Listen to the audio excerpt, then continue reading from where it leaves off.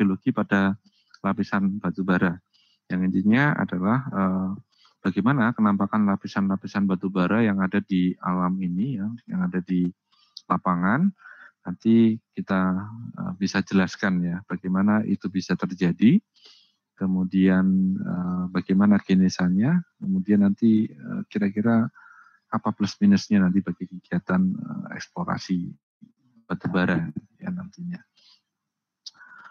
Kalau minggu kemarin kita sudah membahas bagaimana suatu lapisan pembawa batubara, ya, jadi kita konsentrasi dari pertama minggu sebelumnya adalah kita bicara tentang cekungan, di mana cekungan itu mengerucut ke arah cekungan batubara, di mana dalam satu cekungan batubara itu terdapat formasi pembawa batubara, dan di dalam satu formasi pembawa batubara tersebut terdapat berapa lapisan atau sim batubara. Nah, setelah diidentifikasi, baru kita nanti bisa melihat ya, artinya bagaimana kenampakan ya lapisan-lapisan tersebut secara spesifik di lapangan. Jadi itu. Namun sebelumnya saya ingin menunjukkan dulu bagaimana karakteristik istilah-istilah yang ada di lapangan terkait dengan batubara. Kita akan sering mendengar ya beberapa istilah di dalam batubara. Saya ingin menunjukkan ya di sini ada foto ya, ada foto kenampakan lapisan batubara. Ini foto ini saya ambil tahun 2013 atau 2014 ya, saya lupa saya. Nah, ini ada suatu singkapan ya dari bukaan tambang. Jadi memang dinding ini sudah digali ya. Kemudian menyisakan sidewall atau dinding tambang, bukaan tambang. Di mana kita bisa mencermati di sini ada suatu kenampakan batuan yang fresh dengan batuan yang lapuk sampai ke soil ya. Di sini batasnya adalah weathering zone atau batas lapukan ya. Batas lapukan. Jadi kalau kita melihat nanti di paling atas ini adalah soil atau tanah penutup ya. Itu dibatasi oleh weathering zone namanya. Titik-titik ini yang warna merah. Kemudian ini ada batu bara. Ada dua lapisan batu bara, ada A dan B. Ya, dua lapisan batu bara yang memiliki kemiringan sekitar 15-an derajat ya, kemiringan deep ya. Nah, di dalam gambar ini ya, nanti saya ingin menunjukkan bahwa ada beberapa istilah yang kemarin kita sebut sebagai roof ya, lapisan atap ya, kita roof. Kemudian di bawahnya adalah lapisan floor-nya ya, floor atau lantainya dari sim A. Nah, kemudian yang B ini juga ada roof-nya ya, ada roof, ada floor atau lantai. Nah, ini kalau kita teruskan ya di batas antara weathering zone dengan fresh rock atau batuan yang fresh ini ya. Ini nanti disebut sebagai titik pertemuannya ini sebagai garis, nanti adalah titik floor subcrop ya. Kemudian yang di bagian atas ini adalah roof subcrop ya. Nah, kalau ini kita tarik ya, kita imajinasikan ke permukaan ya, ke permukaan. Nanti ada satu titik yang nanti disitulah nanti di tempat itu nanti kita sebut sebagai cropland ya, atau nanti kita tarik garis sebaran di permukaannya disebut sebagai cropland floor sim A. Dan ini sebagai yang A, yang di atas, yang biru, yang kuning ini adalah floor cropland sim B. Jadi cropland ini adalah garis yang imajiner ya, garis yang menunjukkan bagaimana sebaran batubara di permukaan. Saya gambar miring seperti ini supaya bisa kalian bayangkan 3 dimensinya. Ya, seperti itu. Jadi ini ekspresinya ke permukaan. Kemudian nanti kita akan melihat ada istilah overburden dan interburden dan underburden. Nah, overburden itu adalah lapisan di atas batubara, lapisan sedimen di atas batubara, itu disebut sebagai overburden. Kalau di antara batubara itu sebagai interburden, di bawah batubara disebut sebagai underburden. Jadi bisa dibayangkan ya, ada roof, kemudian ada floor, antara roof dan floor itu berupa sim batu bara, di atasnya roof itu adalah overburden, di bawahnya floor itu interburden atau underburden ya. Kalau di antara batu bara disebut sebagai interburden, di bawah batu bara itu namanya underburden. Nah, seperti ini ya, ada istilah-istilah yang mungkin sederhana. Bisa akan saya bahas lebih lanjut nanti di eksplorasi ya. Tetapi paling tidak kalau saya nanti ngomong tentang floor, roof, kemudian ada cropland ya, kemudian ada sim, ya, overburden, interburden, dan underburden itu sudah dipahami. Begitu ya. Oke. Saya balik ke materi yang pertama untuk pertemuan ke-6. Jadi apa aja bentuk-bentuk di batu bara ya, kemarin kita melihat ternyata batu bara itu ada yang tebal, ada yang tipis, ada yang ketebalannya itu dalam satu lapisan itu seragam ya, 5 meter 5 meter semua sepanjang strike gitu ya, nah, pelamparan. Ini kadang juga ada yang 5 meter tiba-tiba jadi 2 meter kayak gitu. Jadi ada tebal jadi tipis kayak gitu. Kemudian ada yang bercabang, kemarin saya tunjukkan. Ada yang terlipat ya. Jadi bentuk-bentuk itu tidak lepas ya bagaimana suatu batu bara itu terbentuk. Yang pertama dipengaruhi oleh apa? Pertama oleh bentuk cekungan. Bagaimana bentuk cekungannya? Kemarin saya pernah tunjukkan bahwa kadang lapisan batu bara membaji pada tepi cekungan. Jadi tepi cekungan juga akan berpengaruh bahwa ada lapisan batu bara, dia akan menipis pada tepi cekungan. Ini pengaruh dari bentuk cekungannya. Kemudian bagaimana proses sedimentasi itu mempengaruhi bentuk-bentuk tadi. Ya, ada terbentuk gambut yang tebal, ada terbentuk gambut yang tipis ya. Kadang-kadang ada gambut yang terpotong oleh endapan sungai ya, banjir ya, channel ya, sehingga batu bara bisa hilang seperti itu. Ini karena proses sedimentasi.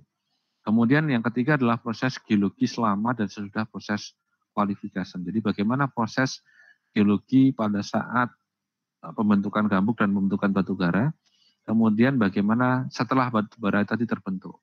Ya, tadi kalau ada batu bara yang ketebalannya seragam, tapi kemudian setelah proses pembentukan batu bara, daerah tersebut mengalami proses perlipatan, ya, proses tektonik sehingga pengangkatan ya seperti itu, sehingga batu bara yang terlipat menjadi antiklin dan sinklin mungkin seperti itu, sampai juga kadang-kadang tersesarkan atau mengalami penerobosan oleh batuan beku. Nah, kita akan lihat bagaimana kenampakan tersebut dipengaruhi oleh proses-proses geologi selama dan sesudah proses pembatubaraan. Nah, proses-proses ini ya bentuk cekungan, proses sedimentasi, proses geologi selama dan sesudah proses kualifikasi ini akan menentukan bagaimana bentuk lapisan batu baranya. Ini akan menentukan. Kenapa kita perlu ya? Karena kita akan membangun model. Jadi orang geologi nanti di batu bara itu akan dituntut bagaimana membangun sebuah model suatu karakteristik lapisan-lapisan batu bara yang ada di daerah eksplorasi, kemudian bagaimana sebarannya ya, itu harus bisa ditentukan. Nah, ini berhubungan dengan bentuk tadi geometri, karena itu berhubungan lagi juga dengan volumenya. Jadi orang-orang tambang itu membutuhkan informasi bagaimana bentuk-bentuk tadi, ya sehingga mereka bisa membuat yang namanya desain tambang. Selama tidak ada bentuknya kan tidak bisa dibikin desain tambangnya ya, seperti itu ya. Nah, untuk mengetahui bentuk itu sangat ya menentukan dalam menghitung sumber daya. Jadi bentuk-bentuk tadi ya, geometri ya, lapisan batu bara tadi, ini sangat menentukan dalam menghitung yang namanya sumber daya. Berapa volume sumber dayanya dan berapa volume cadangannya. Sehingga setelah mengetahui ya sumber daya dan cadangan, kita bisa merencanakan bagaimana cara menambangnya. Ya, cara menambangnya, apakah tambang bawah tanah, apakah tambang terbuka ya, modelnya nanti tambangnya apakah nanti ada istilah street mine ya, ataukah nanti open pit mine ya. Itu nanti kita bahas di selanjutnya. Tapi yang terpenting di sini adalah bahwa bentuk-bentuk ini sangat diperlukan untuk mengetahui ya bagaimana cara menentukan, menghitung, mengestimasi volume sumber daya batubara dan estimasi berapa volume cadangan batubaranya. Nah, variasi ketebalan lapisan batubara tadi ya dipengaruhi oleh proses ya. Pertama adalah cekungan, ya, cekungan. Kemudian proses selama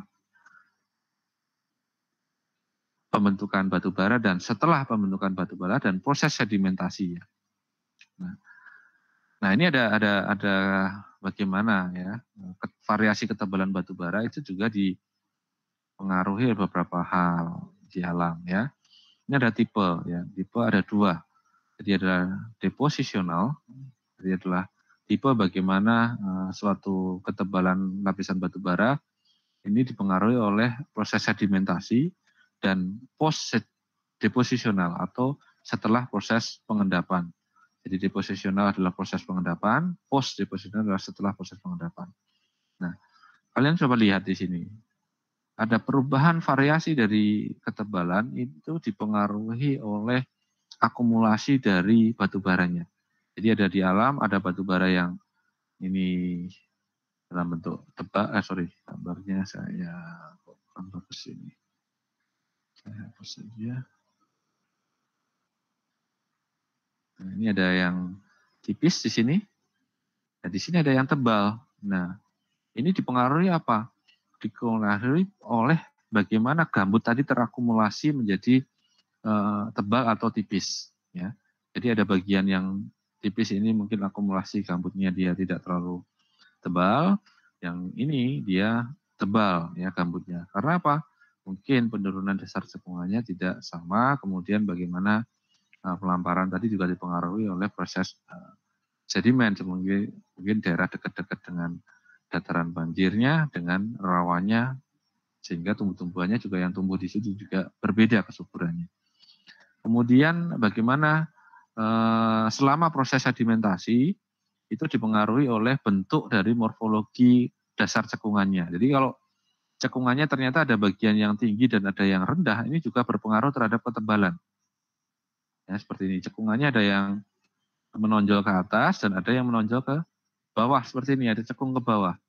Nah, yang bagian yang menonjol ke atas ini akan relatif dia akan membentuk lapisan gambut yang tipis daripada yang mencekung ke bawah seperti ini. Kalau cekung ke bawah seperti ini, tentu dia akan memiliki ketebalan gambut yang lebih tebal seperti itu. Kemudian bagaimana terjadi adanya proses splitting ya yang terbentuk karena bersamaan dengan selama proses sedimentasi itu terjadi subsiden atau penurunan dasar cekungan. Ini juga terbentuk jadi bahwa ada penampakan splitting atau batubara yang pecah menjadi dua seperti ini atau terbelah.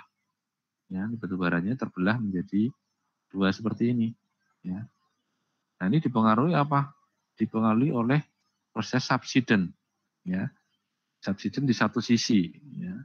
Jadi ini di sebelah kanan ini terjadi proses penurunan yang lebih cepat daripada yang di sebelah kanan dan sebelah kiri ya. Jadi yang kanan ini penurunannya lebih cepat daripada sebelah kanan sehingga ini terbentuk apa lapisan sedimen yang lain di sini ya. Ya, lapisan sedimen yang lain di sini. Nanti saya jelaskan bagaimana terbentuknya splitting. Tapi yang terbentuk yang jelas di awal ini ya bahwa selama proses sedimentasi ada penurunan dasar cekungan yang tidak seragam. Ya, di sini ada penurunan juga, tapi tidak terlalu besar. Ya, ini lebih besar yang di sini. Ya, lebih besar di sini. Nah, sehingga terbentuk splitting ini. Jadi terpecah ya, lapisan batubaranya. Kemudian selama proses sedimentasi terjadi erosi.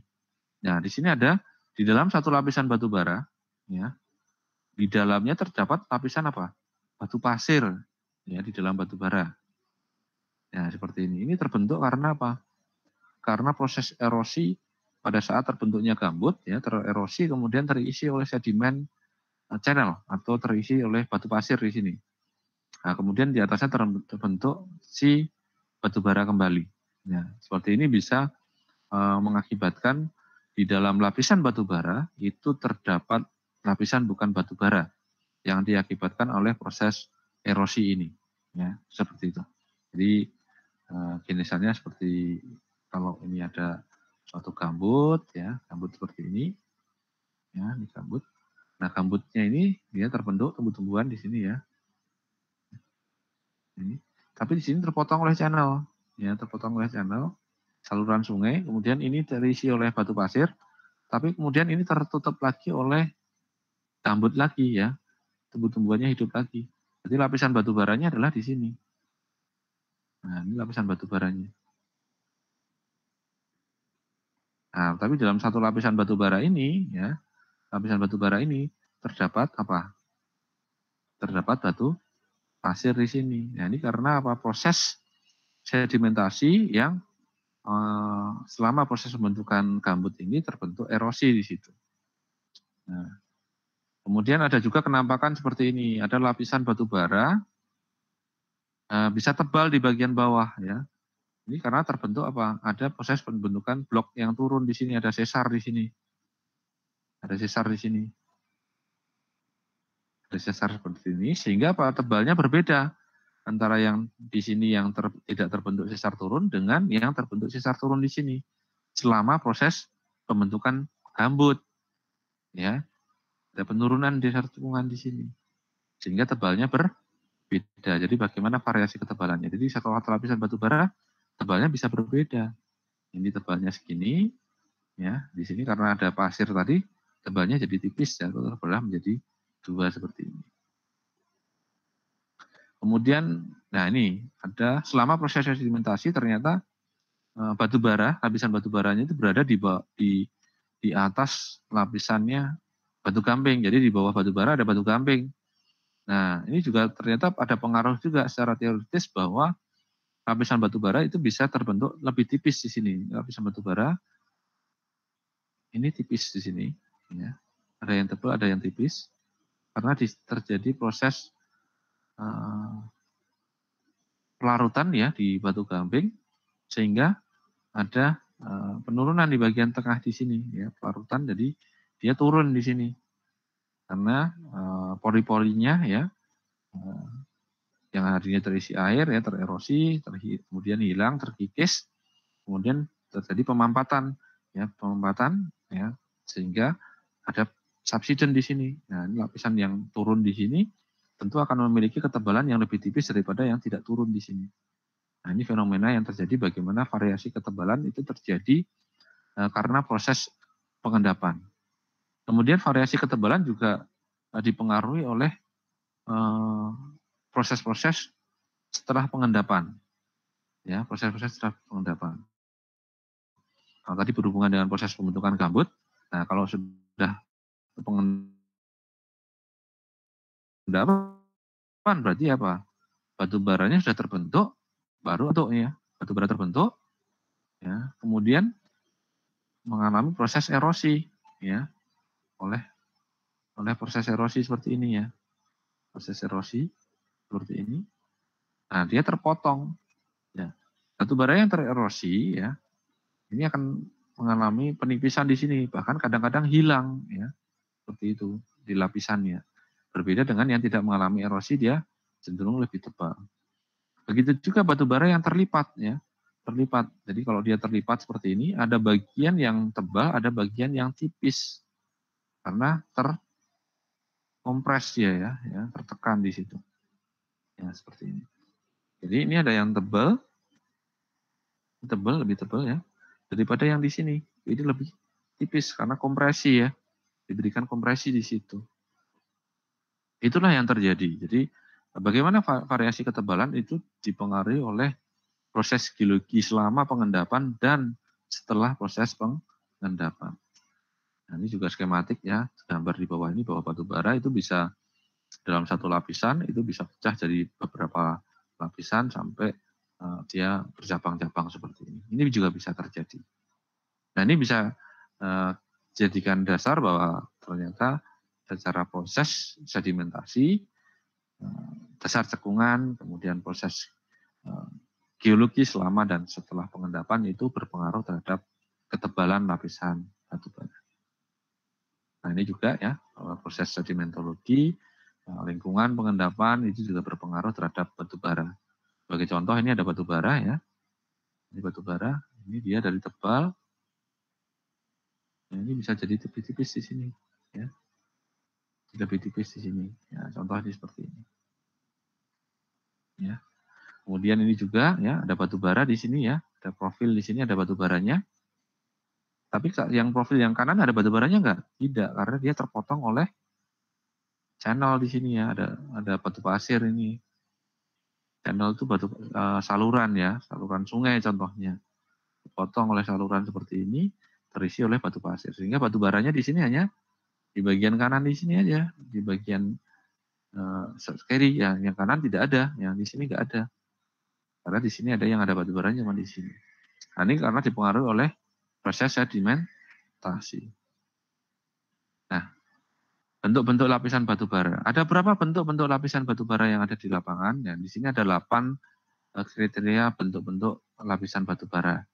Yang pertama adalah bentuk parting, kemudian bentuk split cool atau splitting cool, kemudian adalah pinch, ya, pinch atau menipis ya, kemudian ada horseback, kemudian ada sesar atau fold, kemudian ada lipatan atau fold, kemudian ada washout, ya, washout tadi, erosional tadi, kemudian ada intrusi. Jadi kalau ada pertanyaan bentuk-bentuk lapisan batu bara ada berapa? Ada 8 ya.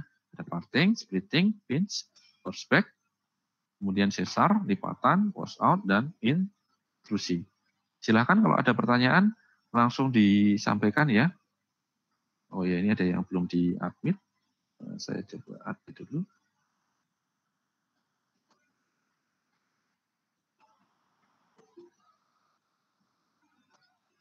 Jadi ada 8 ya, ada 8 kenampakan bentuk lapisan batu bara. Oke, bentuk pertama adalah bentuk parting. Jadi di dalam lapisan batu bara itu ada fenomena kenampakan parting ya. Jadi parting itu apa ya? Parting itu adalah material bukan batu bara yang terdapat di dalam lapisan batu bara. Jadi ada material bukan batu bara ya, bisa batu lempung, batu pasir ya, lanau ya seperti itu, batu lempung karbonan ya seperti itu. Yang ada di dalam lapisan batu bara. Atau lapisan bukan batu bara yang memisahkan lapisan batu bara yang satu dengan lapisan batu bara yang lain. Nah, ini kalian lihat ini ya, ada satu lapisan batu bara yang berwarna hitam ini. Ini bagian apa yang namanya roof-nya ya, tadi saya sebutkan roof. Bagian atas ini atau ya tebalnya lumayan ya. Nah,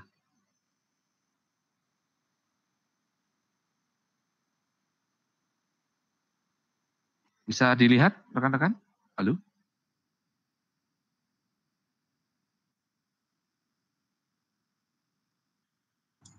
Halo? Bisa, Pak. Bisa ya? Yang disebut parting ya, kemarin sudah saya singgung, kenampakannya seperti ini. Jadi yang berwarna putih-putih ini. Ya, ini putih-putih ini parting ini. Bisa nampak ini yang putih-putih ini? Ini bukan batu bara ya, tetapi dalam satu lapisan batu bara. Itu disebut sebagai parting. Material bukan batu bara yang terdapat di dalam lapisan kualis seal ya, batu lempung karbonan ya seperti itu. Nah, itu terdapat di dalam ini ya. Ini bisa banyak, bisa sedikit. Ya, ini juga terkait dengan bagaimana proses sedimentasi selama proses pembatubaraan ya itu terjadi. Nah, kehadiran parting ini ya ini tentunya akan kurang bagus ya terkait dengan kualitasnya. Jadi kalau banyak partingnya tentunya karena dia bukan material batu bara, tentu ini akan menjadikan pengotor ya. Jadi kalau kita banyak partingnya, tentu kadar abu dari batu baranya itu akan tinggi. Kadar abunya akan tinggi sehingga harga batu baranya juga akan relatif lebih rendah daripada yang murni batu bara atau dalam satu lapisan batu bara itu tidak ada kehadiran parting. Sehingga pada saat kalian deskripsi Ya, deskripsi lapisan batu bara itu perlu kalian melakukan pendeskripsian. Ya, ada berapa lapis parting, kemudian parting tadi ketebalan partingnya tadi berapa. Ya. Kenapa kalau ketebalan? Ya karena parting itu ada yang bisa dipisahkan, ada yang tidak bisa dipisahkan oleh alat berat. Jadi kalau partingnya sekitar 20 cm, itu masih bisa dipisahkan oleh alat berat. Tapi kalau kurang dari 20 cm, maka itu akan ikut tergali. Nah ini dalam konsep eksplorasi, nanti juga harus hati-hati pada saat pengambilan sampel, teknik pengambilan sampel. Karena pernah kejadian, yang diambil sampelnya yang batu baranya saja, yang partingnya nggak diambil. Nah begitu ditambang, harusnya kalorinya dari pada waktu eksplorasi itu bagus, setelah ditambang ternyata kualitasnya kadar abunya turun jauh ya, karena apa? Ternyata banyak partingnya. Itu juga harus hati-hati di situ. Nah ini contoh penampakan parting ya. Jadi ini lapisan batu bara. Nah di sini ada bukan batu bara di sini. Nah, ini bisa menimbulkan kadar abu. Jadi harus dideskripsikan. Ini juga bukan batu bara ya. Nih hati-hati nih. Ini bukan batu bara, ini bukan batu bara ya. Ya sebaiknya dibikin profil ya, dibikin profil. Bagaimana bikin profilnya ya? Ini mulai dari batu pasir ya, kemudian ini batu lempung karbonan ya, kemudian ini batu bara ya, kemudian ini mungkin bukan batu bara ya. Nah ini dibikin profilnya. Ya seperti ini ya, dibikin profil litologinya. Nah ini juga ya, ini bukan ya, ini bukan batu bara, ini parting ya, parting. Ya batasnya di sini, parting ya.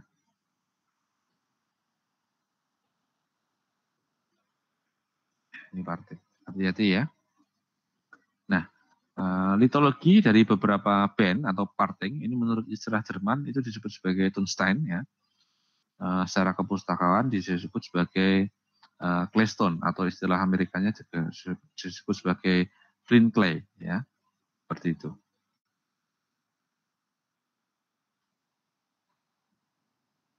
Nah, Tunstein atau parting tadi ya, menurut Board 11978 ini merupakan lapisan tipis batu lempung kaulinit ya. Jadi batu lempungnya kaulinit yang sebarannya meluas di dalam lapisan batu bara atau di dalam sekuen lapisan pembawa batu bara dapat berupa pita-pita tipis. Jadi kadang-kadang dia jadi ada layer-layer karbonnya juga sampai yang ketebalannya lebih dari 30 cm. Nah, batu lempung kaulinitan tadi ya istilahnya adalah flint clay kalau di Inggris, kalau ada tungsten juga itu mengistilahkannya. Ini juga ya, ini batu lempungnya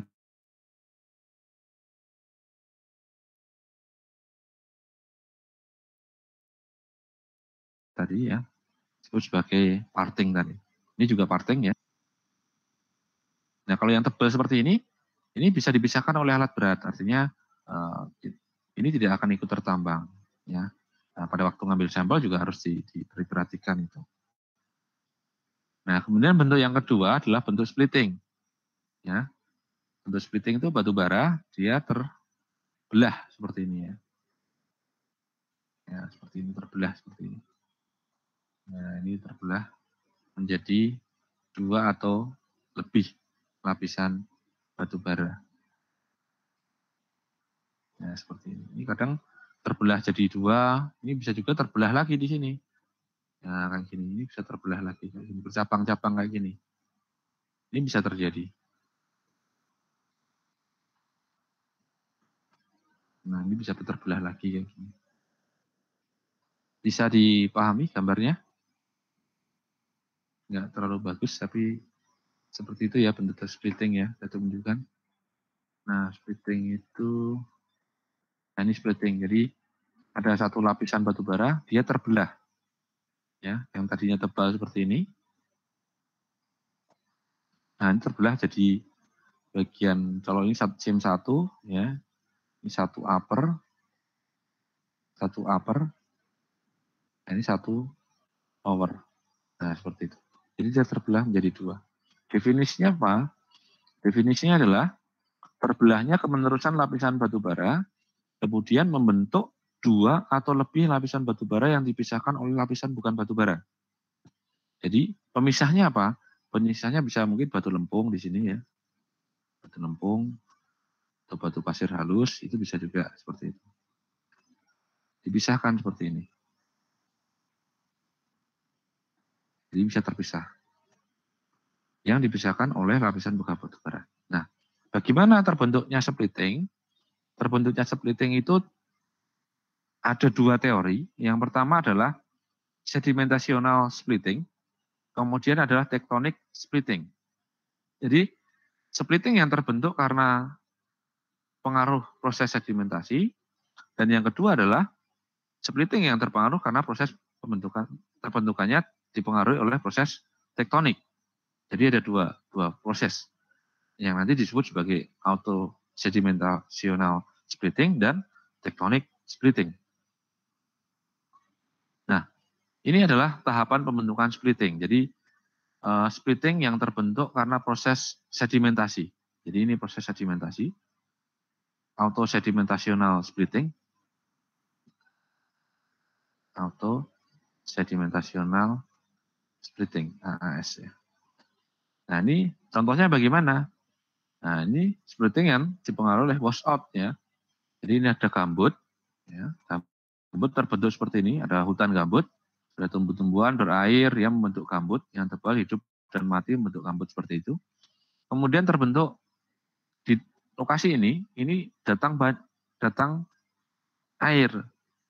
Datang air sungai ya, dia membentuk sungai ya. Membentuk sungai seperti ini. Membentuk proses sungai, ada saluran, ada daerah limpah banjir di sini ya. Sehingga gambut tadi terhenti di sini, ya, terhenti di sini. Karena ada proses fluvial di sini. Ya. Kemudian ada bagian lain yang masih terbentuk gambut. Jadi di sini continue. Ini berlanjut. Berlanjut ya ini ya. Lanjut di sini. Dan ini terbentuk gambut terus di sini, ya, gambut terus di sini. Nah, suatu ketika ya, sungai ini ya, dia melimpahkan material. Kalau yang di sungainya berarti jadi batu pasir di situ. Kalau yang di dataran limbah banjir berarti nanti bisa batu lempung di situ. Kalau di bagian yang ini sebagai reverse play ya, daerah tanggul yang jebol seperti ini karena banjir ya, dia membentuk endapan reverse play seperti ini. Namanya nanti kita bahas di belakang ya di pertemuan selanjutnya. Ini membentuk batuan-batuan sedimen, tidak membentuk gambut ya. Yang terbentuk gambut di sini ya. Lanjut. Nah, suatu ketika ya karena proses dinamika lagi, mungkin di sini terangkat itu kan ya. Yang turun di sini, sungainya berbelok ya, berhenti di sini, berbelok ke sini sungainya. Ya, belok ke sini. Yang tadinya di sini sungai ya, tadinya di sini sungai, ini jadi gambut semuanya. Jadi gambutnya melebar ke sini ya. Sehingga material yang tadi diendapkan oleh batuan-batuan selain gambut ya, itu tertutup oleh gambut lagi. Ya, kalian lihat di sini ya. Secara blok 3 dimensi. Gambarnya kurang bagus ya, saya gambar ulang lagi.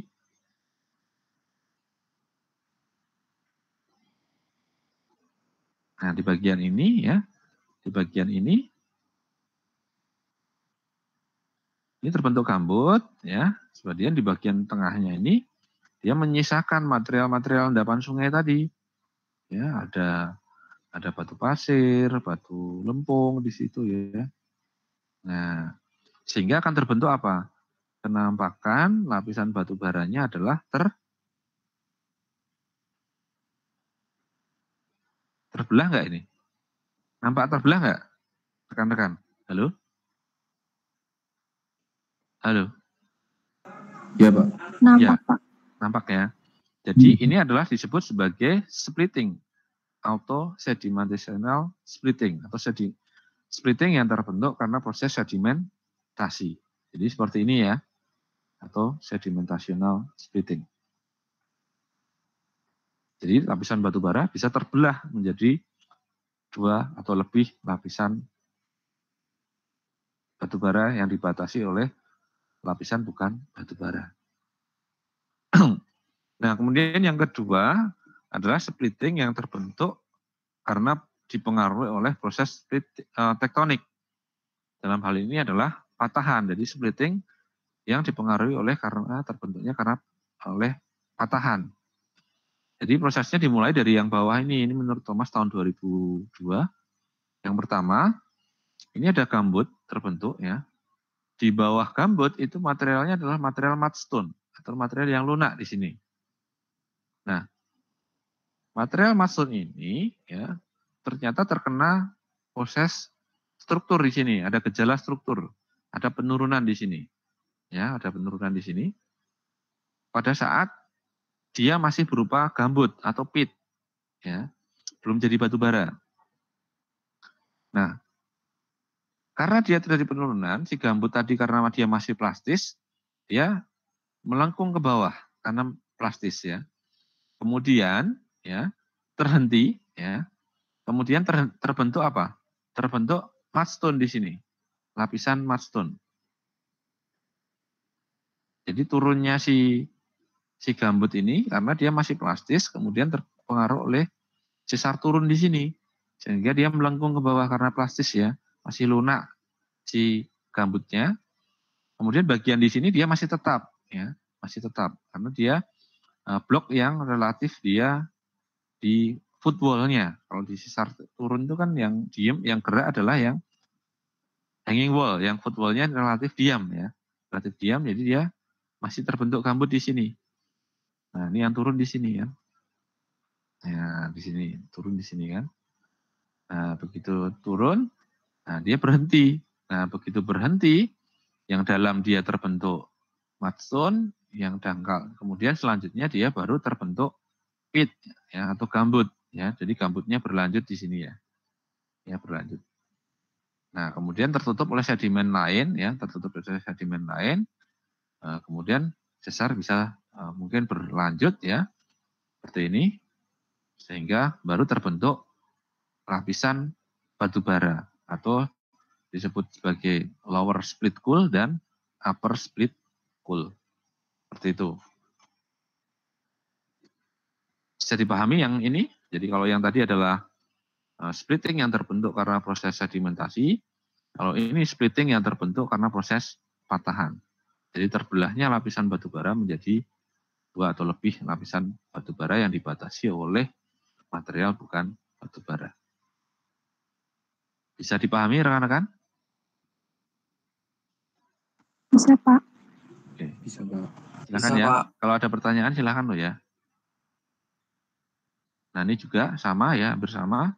Jadi ini adalah material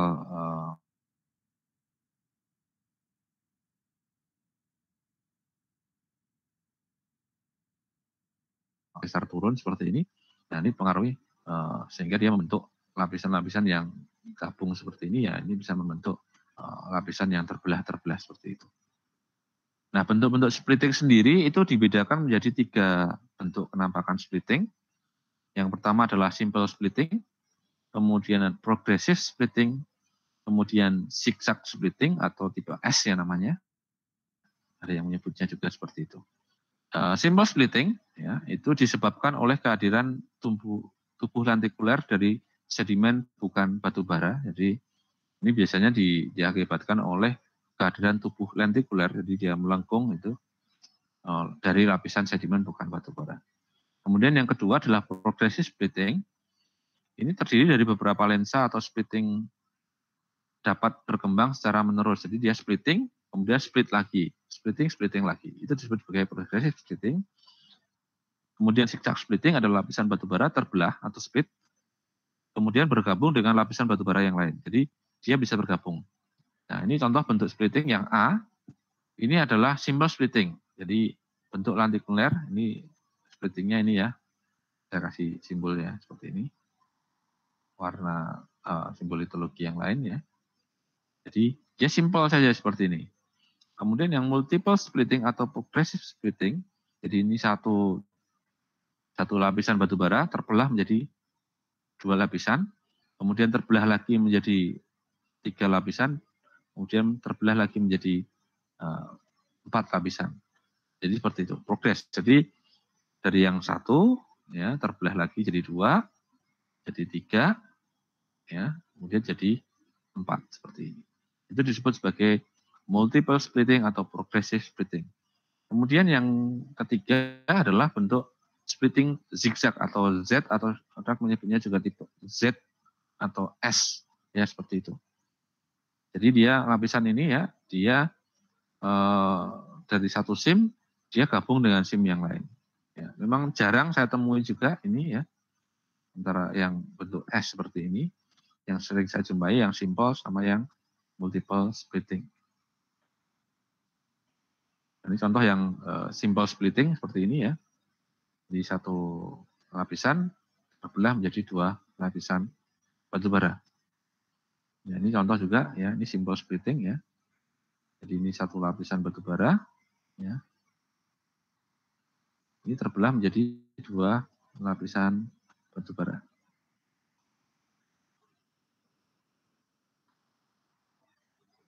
Nampak ya, rekan-rekan? Halo, nampak ya? Kelihatan, Pak. Nampak, Pak. Oke, kemudian ini yang splitting juga ya. Ini ada lapisan batu bara. Agak lapuk yang bagian atas, tapi ini ya splitting ini. Ya, membelah seperti ini.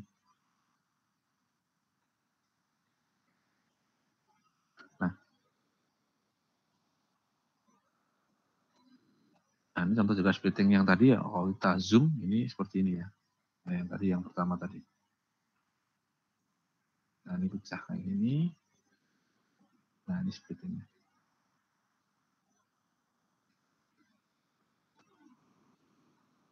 Nampak ya? Nah, ini splitting yang di bawah ini melengkung seperti ini. Nah, ini biasanya karena dipengaruhi apa? Ada penurunan dasar cekungan di sini. Nah, ini melengkung di sini. Ya, seperti ini.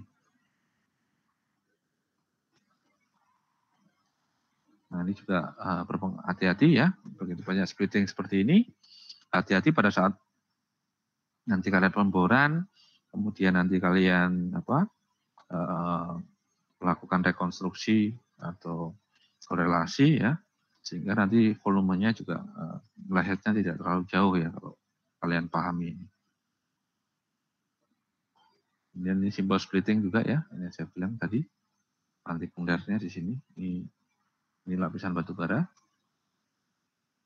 Ya. Nah, ini bukan batu bara, ini disebut sebagai splitting. Kemudian ini yang tipe zigzag, ya saya bilang ini tidak terlalu banyak ya, yang saya ketahui ya. Ini jadi lapisan di atas ya, kemudian dia bergabung dengan lapisan yang di bawah, ini seperti ini. Ya, memang jarang saya juga menjumpai ini. Dulu waktu saya di tambang, di eksplorasi juga tidak terlalu cermat dengan hal ini. Tapi ternyata memang ada penampakan seperti ini. Kemudian yang ketiga adalah bentuk pinch. Nah, ini bentuk ini disediakan oleh lapisan yang menipis di bagian tengah. Umumnya dasar dari lapisan batu bara ini merupakan batuan yang plastis. Di pinch seperti ini. Jadi ini ada lapisan yang tebal, tapi di sini adalah lapisannya tipis dia. Ya, di sini tipis. Nah, ini biasanya karena batuan di bawahnya plastis. Ini juga hati-hati. Jadi kalau kalian ngebor di bagian kiri dan kanan seperti ini, kalian akan dapat batu bara yang tebal. Tapi kalau di bagian tengah ini tipis ya, hati-hati. Atau mungkin kalian ngebor di sini dapat tebal, kemudian ngebor di sini dapat tipis. Nah, kalian mungkin akan ragu ya, kadang-kadang muncul keraguan. Apakah ini lapisan yang sama? Ya gitu kan. Nah, itu juga dibutuhkan keyakinan untuk melihat apakah ini lapisan yang sama untuk korelasinya. Ya, seperti ini. Kemudian bentuk horseback ya, bentuk ini disediakan oleh lapisan batu bara dan batuan yang menutupinya melengkung ke atas. Jadi ini melengkung ke atas seperti ini. Ini disebut sebagai horseback.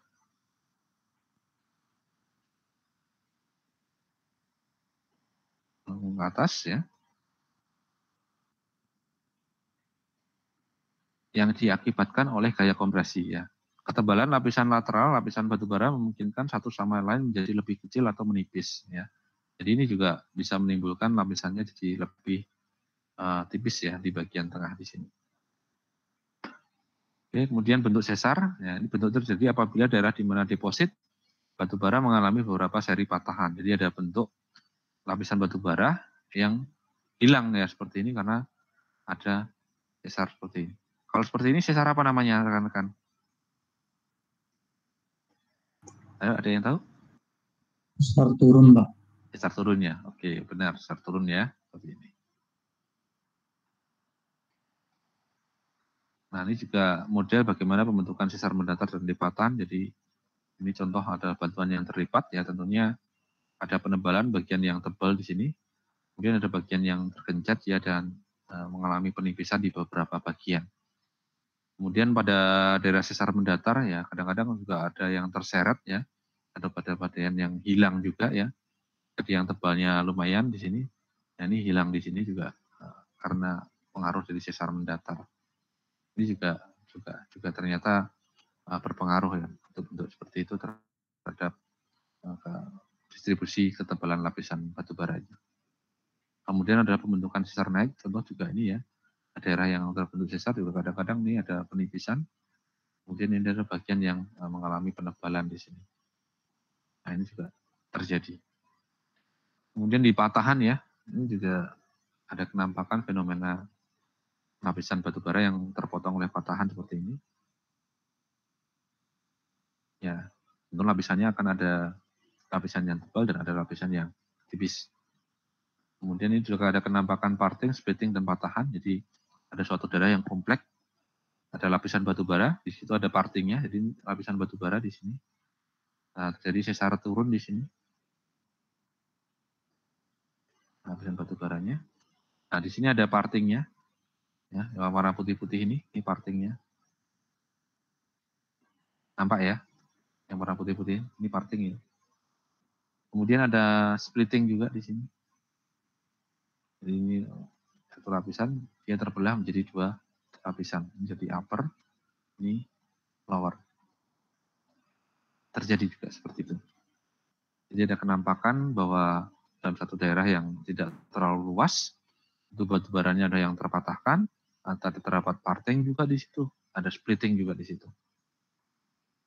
Kemudian ada bentuk lipatan, jadi lipatan adalah hasil perubahan bentuk atau volume dari suatu lapisan yang ditunjukkan sebagai bentuk lengkung atau kumpulan di lengkungan pada unsur garis dan bidang di dalam suatu bahan.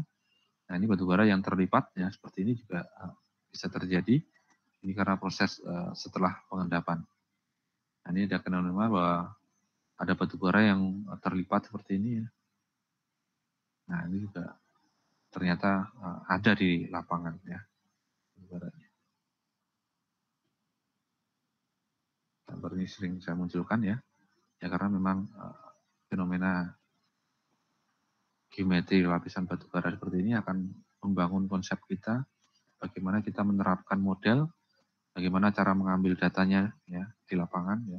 Jangan sampai nanti kita ngebor di sini, kita bor di sini ya, ini satu lapisan batu bara tapi ternyata batu baranya tegak, kita anggap bahwa tebalnya dia sangat tebal, padahal deepnya yang besar ya. Kalau deepnya besar berarti kan mungkin batu baranya akan lebih tipis ya. Jadi batu baranya mungkin cuma segini ya, tapi kalau kita tidak tahu ya bisa jadi batu baranya jadi lebih tebal lagi ya seperti ini. Ya karena pengaruh apa? Pengaruh deepnya, sehingga nanti volumenya juga bisa berubah ya. Biasanya kan begini ya. Kita mengenal apparent deep dan true deep. Yang apparent deep adalah yang karena pemboran ini ya. Yang true deepnya adalah di sini. Jadi tebalnya cuma tipis saja sebenarnya. Dan ini juga fenomena batuan yang terlipat, kemudian ada mengalami erosi ya. Misalnya ada terjal-terjal seperti ini. Dan ini ada yang tebal, ada yang tipis ya, ada yang tergencet juga ini, terpatahkan seperti ini.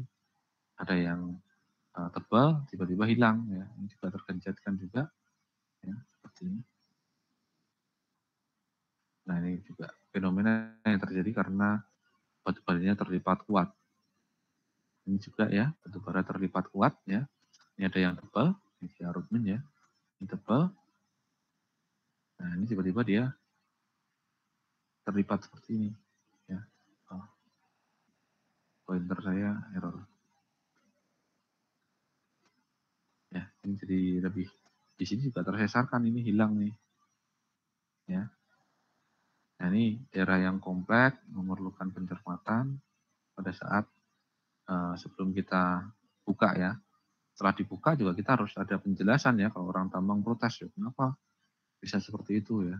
Nah, itu kita bisa menjelaskan secara genetik ya bagaimana proses selama pengendapan dan setelah proses pengendapan. Kemudian washout. Nah, washout ini adalah cut out lapisan batu bara atau lapisan batu bara yang terpotong ya keluar, dihilang ya.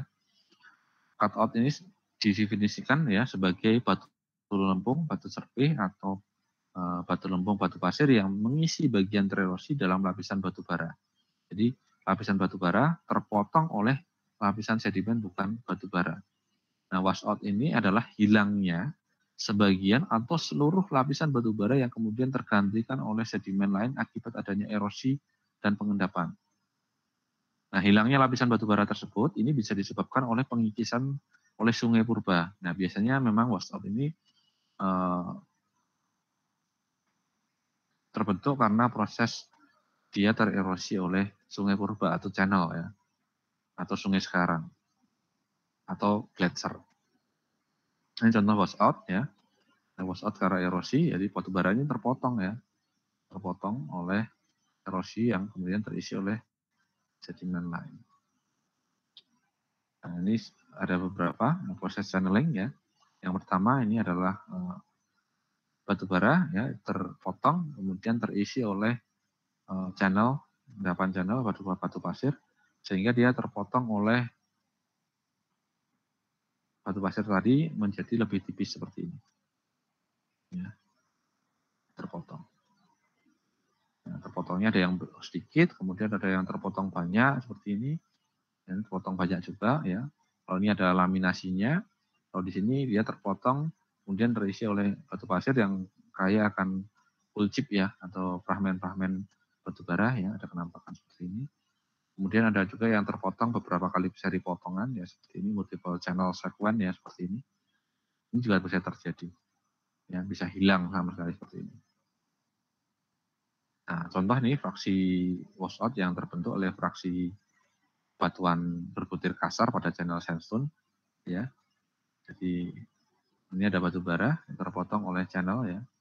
Ini ada channelnya di sini. Ini channel ya, ini juga channel ya. Batu baranya terpotong oleh channel. Nah, ini juga ya, terpotong oleh channel juga. Ini ada endapan channel. Jadi batu baranya terpotong di sini. Nah, ini harusnya batu bara nih. Lapisan batu baranya terpotong. Karena washout namanya. Nah, ini juga ada batu bara yang hilang nih karena terpotong oleh washout atau endapan channel ya. Ini batu bara ini sebagai contoh ini ya. Ini batu bara. Ya, batu bara. Nah, ini terpotong oleh channel. Batu baranya hilang. Ya. Jadi hilang di sini. Itu disebut sebagai washout.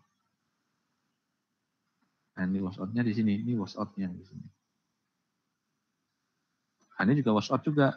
Ada lapisan batu bara, dia terpotong oleh washout di sini. Kelihatan nggak washout-nya? Jadi ada lapisan batu bara yang hitam ini. Nah, ini dipotong oleh washout. Nah, ini washout-nya ini. Hilang batu baranya. Nah, ini kalau kita tidak cermat bahwa kalau ini kita tidak cermat ya kita bor di sini ya kita bor di sini ya nanti bisa berbeda. Nanti korelasinya bisa kita ragu. Tapi kalau kita tahu ciri-ciri bahwa di sini adalah endapan channel ya mungkin ini washout saja sehingga kita yakin bahwa ini satu lapisan batu bara. Kemudian adalah bentuk intrusi pada lapisan batu bara. Di kontribusi utama dari intrusi batuan beku pada struktur lapisan batu bara adalah pemanasan dan efek devolatilisasi ya, atau penguapan material volatil yang terjadi ketika magma panas membentuk suatu sil atau lakolit di dekat lapisan batu bara, atau ketika dike menembus formasi batu bara. Nah, kualitas batu bara atau kandungan karbon akan meningkat dengan semakin dekatnya jarak lapisan batu bara terhadap sumber panas.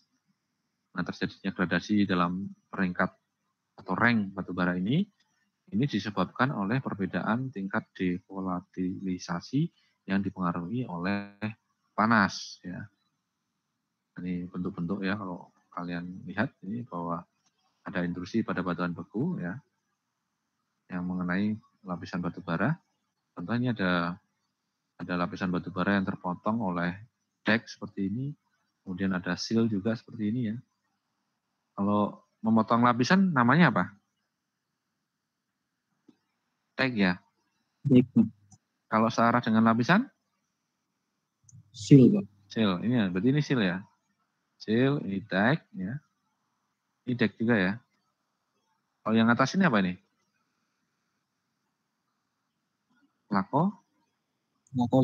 Lakolit ya, seperti itu. Nah, ini juga membentuk kenampakan yang berbeda nanti.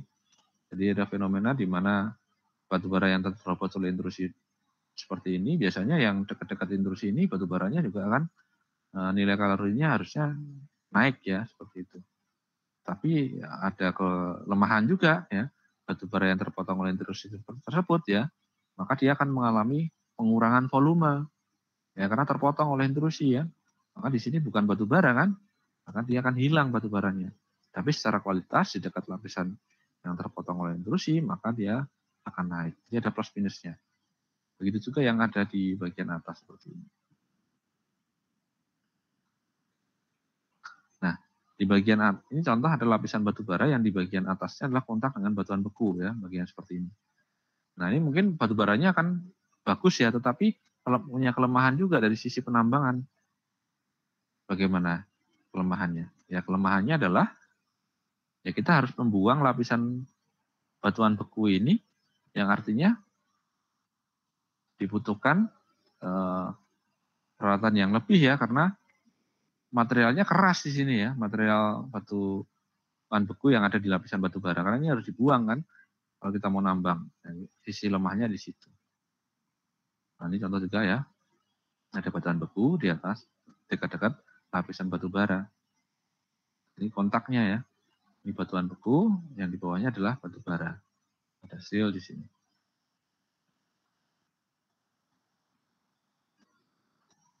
Nah, ini juga ya, ada kontak juga ya.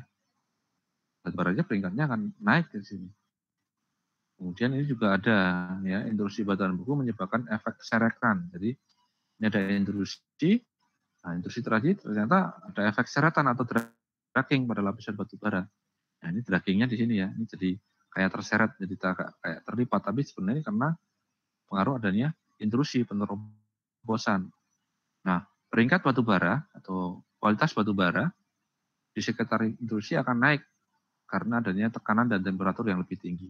Jadi biasanya dekat-dekat intrusi, yang silang-silang ini intrusi ya, lapisan batu bara ini biasanya dia peringkatnya akan naik di sini. Ya, ada kenaikan peringkat di sini. Oke, itu tadi adalah kenampakan batu bara ya.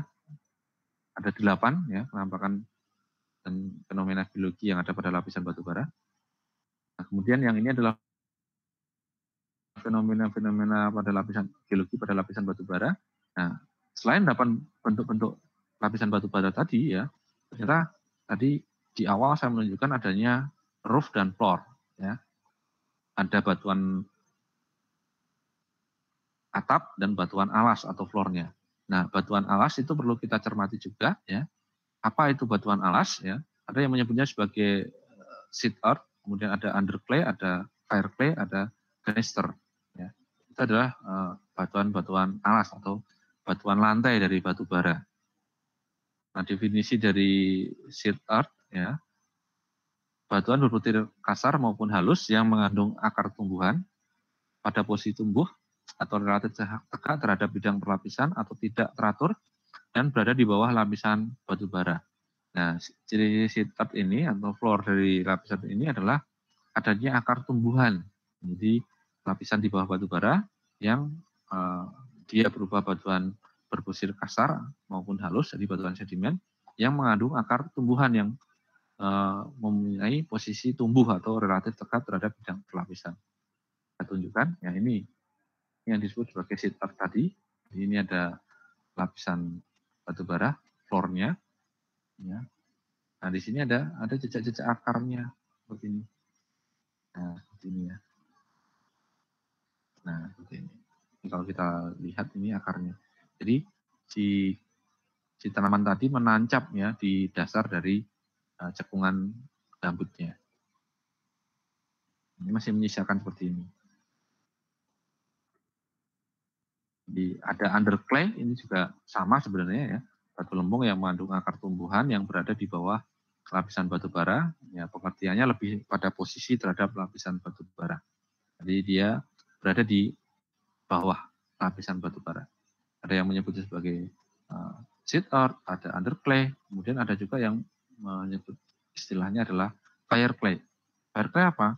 Fire clay adalah seed earth yang berbutir halus atau batu lempung ukurannya yang dapat dipergunakan sebagai bahan baku tahan api. Jadi dia floor, lantai dari batu bara, dia berupa batu lempung, tetapi dia keras ya, keras karena panas dari si batu baranya tadi, sehingga biasanya digunakan untuk pengerasan jalan atau disebut sebagai fire clay. Kemudian ada genister ya, ini batu pasir kuarsa. Kalau disebut sebagai genister adalah batu pasir kuarsa, maston dan batu lano yang tersusun oleh kuarsa, ilit, montmorillonite, walinit, mineral lempung lainnya yang dimungkinkan hadir kalsit, sidrit, dan pirit. Ya, ini menurut Odom dan Parham 1968. Ya, ini genister tadi ya, genister dan bekas akar tumbuhan yang tegak lurus terhadap perlapisan. Nah, biasanya adalah batu lempung kaolinitan. Ini penampakannya ya. Kemudian di dalam lapisan batu bara, kadang kita juga menjumpai klit ya, joining atau klit di dalam batu bara. Ini yang terbentuk setelah proses sebagai akibat setelah pengendapan ya. Jadi pengendapan, pemerasan kandungan air ya, sehingga efeknya dia terbentuk retakan-retakan yang disebut sebagai klit. Dan ada beberapa bentukan klit ya, kalau menurut Lopek ya, atau 998. Nah, klit ini merupakan rekahan alami yang terbuka ya, dia rekahan alami yang terbuka pada lapisan batu bara. Di lapisan batu bara yang mengalami rekahan di situ, kemudian berupa serangkaian rekahan yang sejajar dengan jarak yang tertentu. Jadi dia teratur ya sebenarnya. Jadi di dalam klit itu ada klit, di antara klit itu disebut sebagai spasi. Nah, di dalam klit itu ada apertur atau bukaan ya. Nah, ini ada yang disebut sebagai master klit atau klit utama yang besar ini. Kemudian ada primary klit ya. Primary klit itu dia tembus dari atas ke bawah roof dan floor batu bara. Kemudian ada secondary klit, tapi dia tidak tembus, jadi retakan yang hanya di bagian tertentu, bisa di floor-nya atau di roof-nya. Kemudian ada tertiary klit, ya di semu di tengah-tengah, ya, kecil-kecil. Nah itu bagian-bagian dari klit. Nah kalau klit ini di CBM penting ya, kalau kalian cari CBM, banyaknya klit ini adalah sebagai tempat di mana gas-gas metan itu tersimpan ya di dalam lapisan batu bara. Jadi yang sudah dilepaskan oleh batu bara, kemudian dia ngisi dari retakan-retakan sini, sehingga ini disebut sebagai reservoirnya lah, kalau seperti di migas ya. Nah, jenis klit ya, jenis klit ini dipengaruhi oleh proses dehidrasi pembatu baraan. Jadi selama proses batubaraan terjadi proses dehidrasi atau berkurangnya kandungan air, ya. Kemudian ada mekanisme pengendapan, ya, pengaruh juga. Kemudian ada kandungan mineral atau kandungan organik dalam batu bara. Kemudian derajat batu bara. Kemudian tektonik regional, bagaimana proses struktur kompresi yang terjadi di suatu daerah, ini juga menimbulkan terbentuknya klit. Kemudian pembebanan. Kemudian ada aktivitas tambang. Jadi aktivitas tambang mungkin aktivitas penggalian, mungkin peledakan, itu juga menimbulkan klit baru ya. Itu juga berpengaruh terhadap pembentukan klit, sehingga itu dimasukkan dalam pengaruh kinesia pembentukan klit. Nah, kemudian genetik klik, ada klik endogenetik, kemudian ada klik exogenetik, kemudian ada inductor klik, ya. Ini biasanya bersifat lokal akibat penambangan atau peledakan. Ini klasifikasi klitnya. Nah, cepat saja, ini bentuk klit, ya. Ya, ini bentuk klit, ya. Ini ada klit seperti ini, retakan-retakan dalam batu bara, ya. Ini bisa sebagai premier atau secondary klit atau tertiary klit, ya. Yang kecil-kecil itu tertiary klit. Biasanya klit itu juga di dalam klit, ya, retakan-retakan tadi biasanya ada tersimpan atau terdapat, ya, mineral pirit, ya. Di dalam klit tadi biasanya juga akan ada pirit-pirit seperti ini. Nah, ini hati-hati juga harus dideskripsi. Biasanya pirit-pirit ini nanti yang menimbulkan kadar abu di dalam batu bara. Jadi kalau banyak piritnya biasanya kadar sulfur, ya. Kadar sulfurnya akan tinggi kalau di dalam klit tadi terisi oleh pirit. Nah, kalau klit tadi, ya, terisi oleh mineral-mineral lempung, ya, kadang di dalam retakan-retakan klit itu juga terisi oleh lumpur, ya. Nah, ini juga kadang-kadang bisa menimbulkan kadar abu. Oke, mungkin itu fenomena-fenomena yang kita jumpai dan bentuk-bentuk lapisan batu bara yang bisa saya jelaskan di pertemuan ini. Mohon maaf, saya masih nggak bisa bicara terlalu lancar nih karena tadi malam juga habis dibersihkan jahitan yang ada di mulut saya, ya, sehingga saya bicaranya agak-agak belepotan ini, masih agak kurang enak. Mungkin ada pertanyaan rekan-rekan?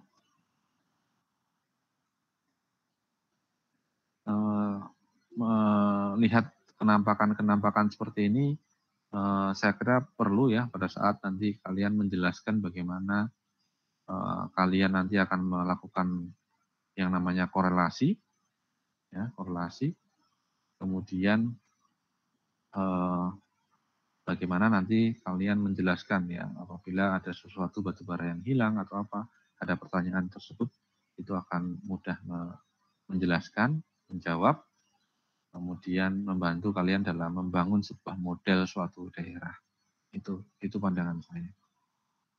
Oke, ada pertanyaan rekan-rekan? Halo? Halo? Pak, saya izin bertanya, Pak. Silakan, Mas Dimas. Tadi kan Bapak jelasin yang parting itu, ya, Pak. Parting itu apa tidak bisa jadi nilai ekonomis, ya, Pak? Misalnya jadi nilai guna yang lebih bermanfaat gitu, Pak. Walaupun dia tidak menjadi penghalang di batu bara lah. Apakah bisa jadi nilai ekonomis gitu? Terima kasih, Pak.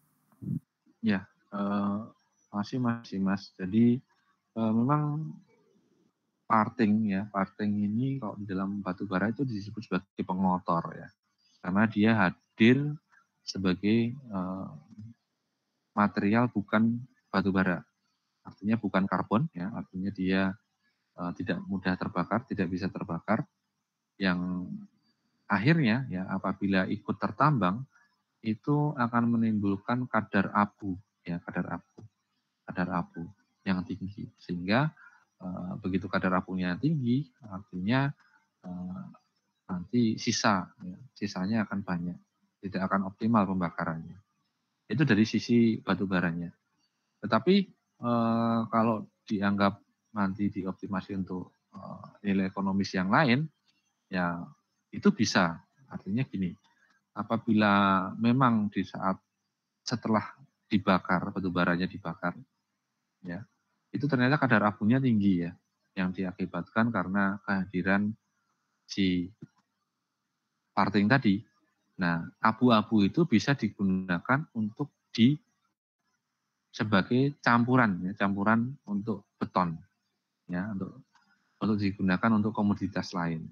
Jadi dari sisa pembakaran tadi, si abunya tadi yang digunakan. Tadi abu tadi asalnya dari partingnya, gitu loh. Jadi bukan berarti partingnya terus digunakan, itu tidak. Jadi partingnya tadi menimbulkan kadar abu. Nah, kadar abu yang banyak itu nanti bisa dimanfaatkan untuk sebagai campuran untuk beton. Seperti itu, Mas Dimas. Tapi kalau untuk spesifik dia digunakan untuk nilai optimalisasi yang lebih, itu belum. Seperti itu.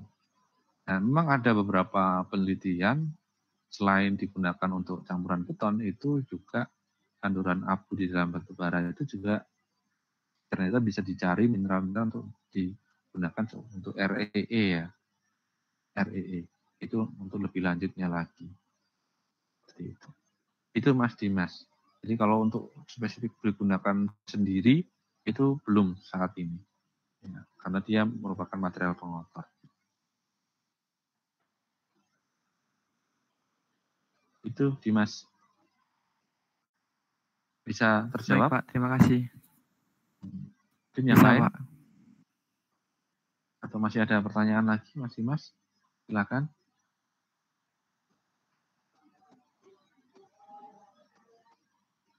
Tidak ada? Baik, kalau tidak ada, mungkin saya cukupkan sekian. Silakan dipelajarin lagi tentang materi tadi. Mungkin ada beberapa hal yang belum maksimal dalam saya menyampaikan, karena masih saya menahan agak-agak nggak enak di mulut saya. Mohon maaf sekali lagi. Mungkin itu dari saya. Terima kasih atas perhatiannya. Jangan lupa untuk yang belum mengumpulkan tugas, untuk mengumpulkan tugas. Pertemuan 2 minggu yang lalu. Saya cukupkan sekian. Saya akhiri. Selamat siang. Assalamualaikum warahmatullahi wabarakatuh.